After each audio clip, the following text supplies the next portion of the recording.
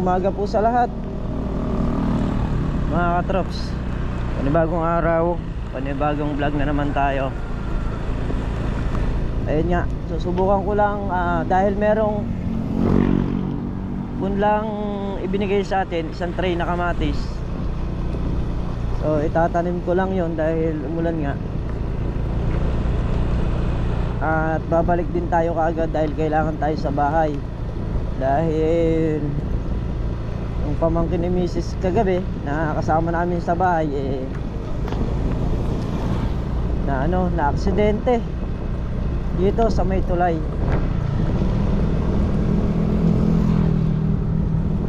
At ayun nga, okay naman pero kailangan pa rin ipa-CT scan para makasigurado.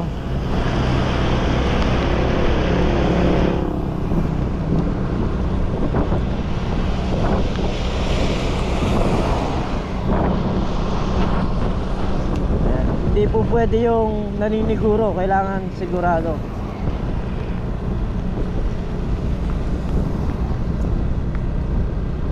So kagabi ako na rin yung naglabas sa kanya sa ospital dito sa kay Duque. Ayan, dito sila nakaksidente sa may tulay na to. Kasama niya yung kaklase niya.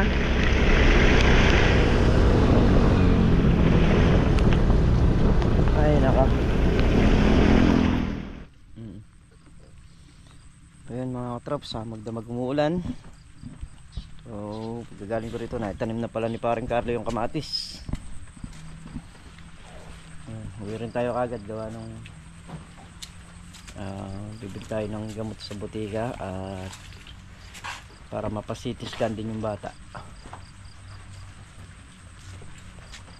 May gamot na sinasabi ko. So yun mga trops, bali papunta kami ng bayan para bumili ng gamot ng bata. Yan, umaambon pa.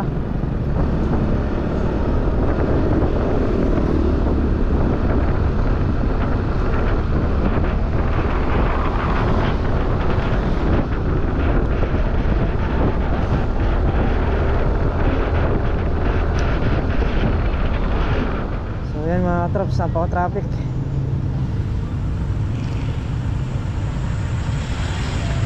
Ulan pa mo. Ay, sakit ng ulo.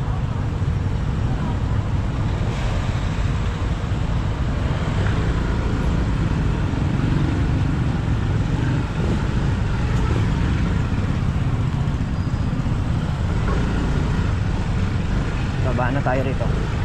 Hindi tayo nakaporma. Hindi tayo makakaporma ron.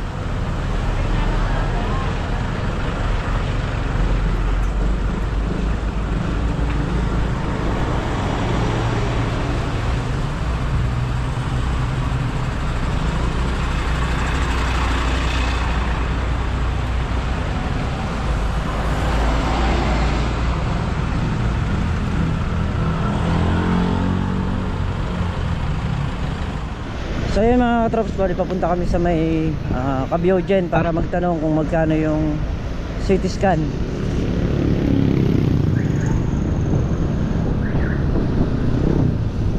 Kasi kailangan nating ipa-CT scan yung bata na may takot kasi kagabi kagaya nung nilabas ko. Nagsuka pa Ayan, pasintabi po sa mga kumakain. Kaya hindi basta-basta pag walang bahala. Although mahal yung CT scan, pero mas mahalaga yung buhay ng tao. So yun, kumuha kami ng medical certificate ng bata dahil nga hindi makakapasok yun. At dito pala bayaran mo rin pala yung medical certificate na yun dahil yun ay ipapasa sa school at kailangan kasi ng ganun dahil nga para alam nung mga teacher o nung teacher niya na siya na aksidente. At ayun, nagbabayad lang si Mrs. Katrops.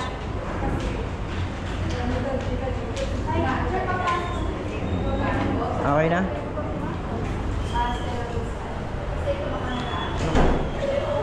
Ito.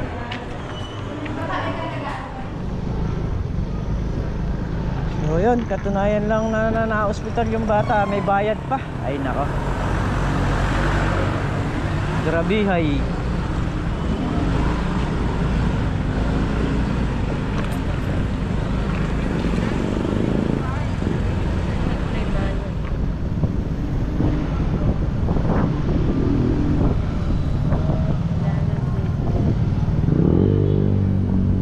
Bali, nabili na rin lahat ng gamot ng bata. Ayan. Yung sa CT scan ala pala sa Cabiogen. So, arayat pa.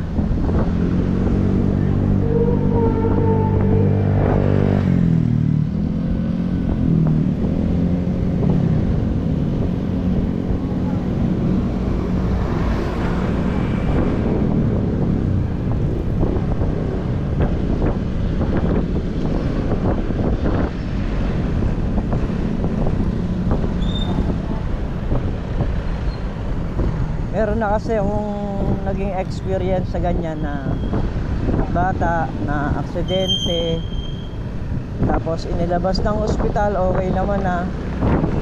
Ang pagkakamali lang, hindi nila pinasiT scan yung bata, may tumama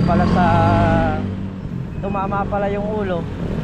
So pagdating ng bahay, nakatulog yung bata, na-comatose, wala na. Yun na lang yung huling ganyan.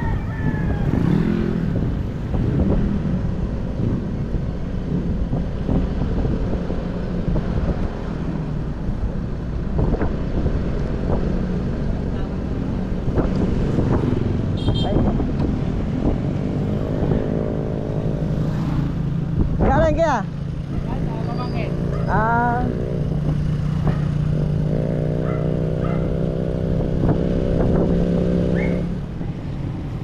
So yun mga katrops, dito tayo sa may Holy Trinity at dito ay pina-CT scan yung bata para nang sa ganon makasigurado tayo.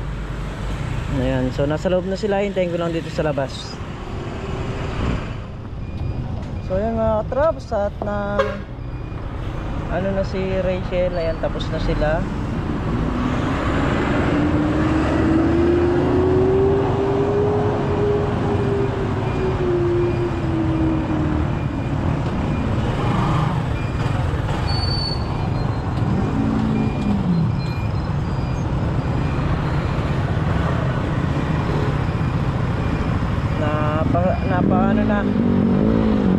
Napa-CT scan na.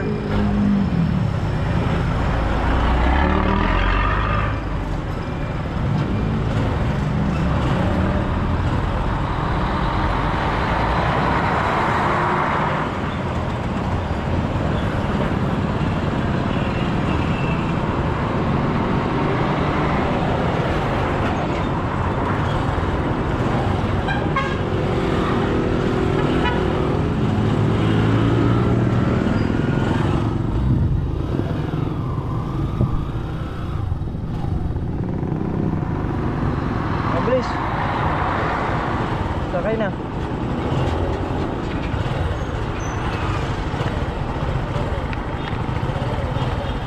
Sa Webes ang resort. Babalikan sa Webes? Tama-tama nga sa Oh. Di ba kaluwag siya sa 7? Oh. Dadalhin ka lang sa pagkakas nyo.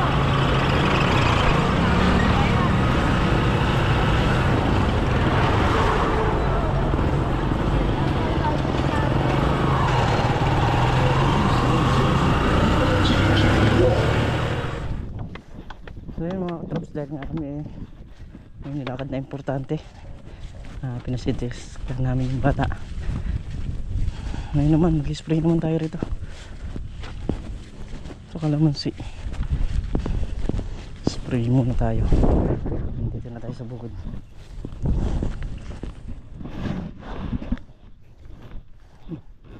spray tayo.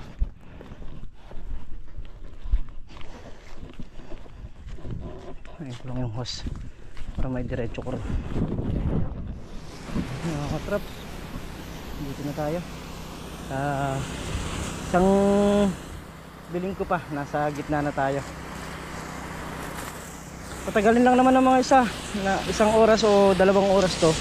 Salab na rin yung gamot nito. Ano? So kailangan lang talaga natin mag-spray. Dahil nga kumbaga sana sumisingit lang tayo sa panahon.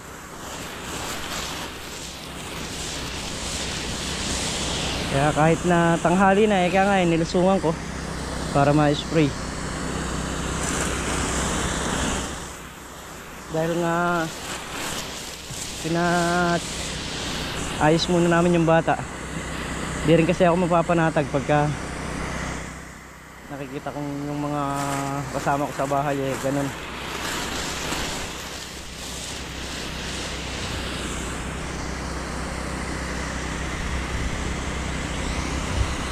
Ayan. Paparamdam na naman yung ano. So yun mga katrops, at muli po hanggang dito na lamang yung simpleng video, at lubos po ko nagpapasalamat sa inyong lahat sa walang sawang suporta ninyo, pagmamahal nyo sa channel namin. And ingat po kayo palagi. Sana po kayo narito.